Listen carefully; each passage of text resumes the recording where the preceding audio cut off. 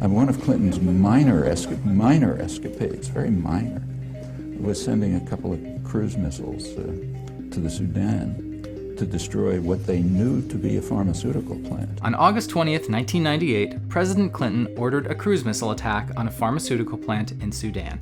The Al-Shifa Pharmaceutical Plant was the target. This plant supplied half of Sudan's medicines and a lot of their veterinary medicines. Now, is there a good reason to blow up such a place?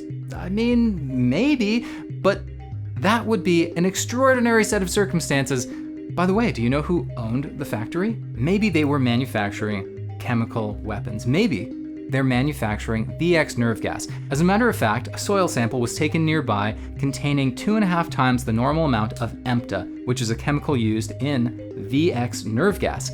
This was the main evidence showing that the factory produced the nerve gas. They also thought the plant might be linked to Osama bin Laden, but as George Tenet said, that wasn't ironclad.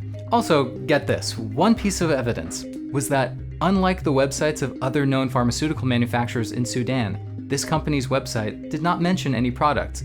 Only terrorists have bad websites. The State Department Bureau of Intelligence and Research put together a report for Secretary of State Madeleine Albright before the attack. It basically said, our evidence isn't really enough to justify this. But it was a foregone conclusion, this plant had to go. Wait, who owns the factory?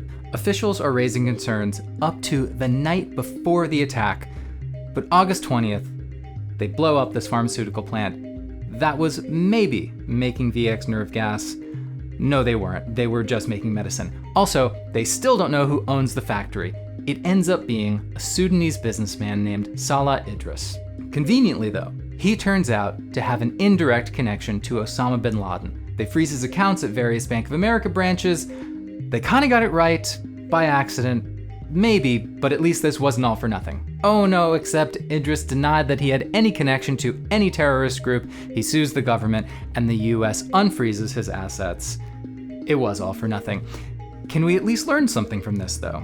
Probably not. Someone from the State Department wanted to draft a report outlining the issues with the evidence. Obviously, it got killed by higher-ups, and Albright apparently was not interested in having that debate rehashed. Case closed.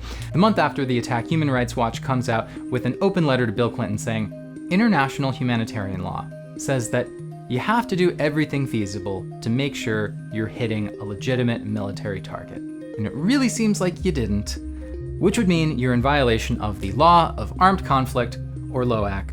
But funny enough, blowing up Sudan's primary source of anti-malaria drugs is not the scandal Clinton is remembered for.